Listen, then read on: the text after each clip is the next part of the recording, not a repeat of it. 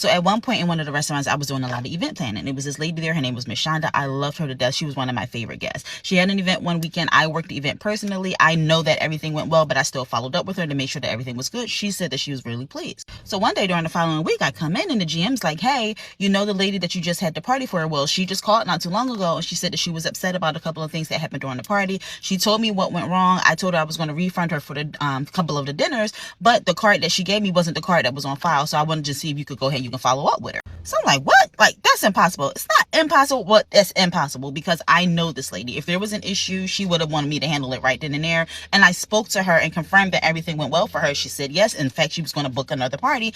And she had my number personally. She wouldn't have called the restaurant. She would have called me to speak to me about whatever it was that was going on. So I rushed to call her because I do not want this lady to be upset. I call her, Miss Shonda, I just got your message. You know, what happened? What went wrong? What can I do to fix it? And, you know, I repeat what the GM says and she lets me finish. And she's like, Miss Kelly, girl, what the hell are you talking about? And I'm like, I don't know. Like, the GM told me that you called and said da da da da. And she goes, no. That wasn't me. She says, you know me. If it was an issue, I would have told you. She said, and then why would I call and speak to somebody else instead of just calling you? So I'm like, I know. Like, that's what I said. So we finished talking. She lets me know that it wasn't her that called.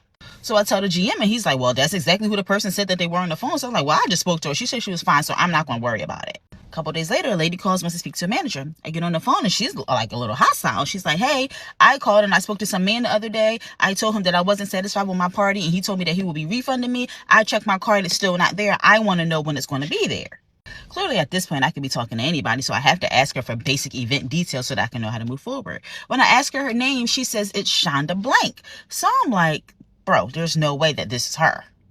So I'm like, oh, really? Well, can you kind of let me know what's going on so that I can know how to move forward?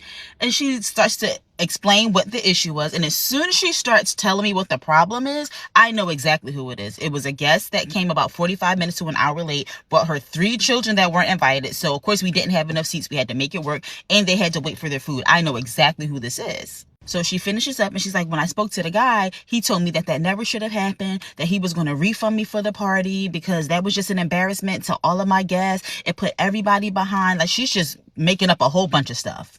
So I'm like, okay, well, I hate that that happened to you. But there's a couple of issues here. The card number that you left is not the card number that was used to pay for everything. That's not the card number that's on file. So we wouldn't be able to refund it to this new card. And she's like, I know, that's why I'm calling you, because I had to get a new card. So everything's going to have to go to this card. Okay, it doesn't work like that. We can't just put it on a random card. The card has to match whatever card we have in the system. The only other option we would have would be like a gift card or cash or so. So she gets excited. She's like, oh, cash is fine. Like, I get off at 4. I'll be able to come at 4 to get the cash. That's perfectly fine. That works. So I'm like, well, you know, before we even get that far, there's another issue.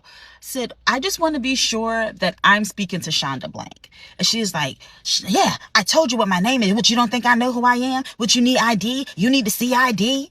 So I'm like, yeah, actually I do. Because the thing is, I know Miss Shonda and I've done 4 of her events already. And not only that, I was at the party that you're speaking of. I worked that party myself and she told me that everything was fine. And when I spoke to her the other day to reconfirm that everything was fine, she said that she was pleased. So I'm not quite sure who it is that I'm speaking with, but I know that it's not Shonda Blank.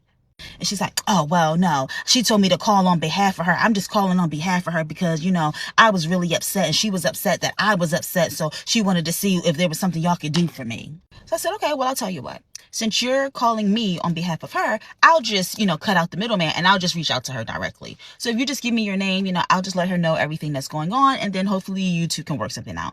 I'm not giving you my name. I already told you. She told me to call. That's fine. You don't have to give me your name, ma'am. Let's see, your phone number's on the caller ID. What I'll do is after this, I'll just call her and I'll just let her know that you called, what the issue was. And then again, hopefully you two can work it out. And I did just that. I called Miss Shonda. I told her what happened. Gave her the number. She looked it up. And she said, Kelly, girl, that's my damn husband's daughter. She didn't call her stepdaughter. She called her damn husband's daughter. We'll let you know that that girl always on some bull.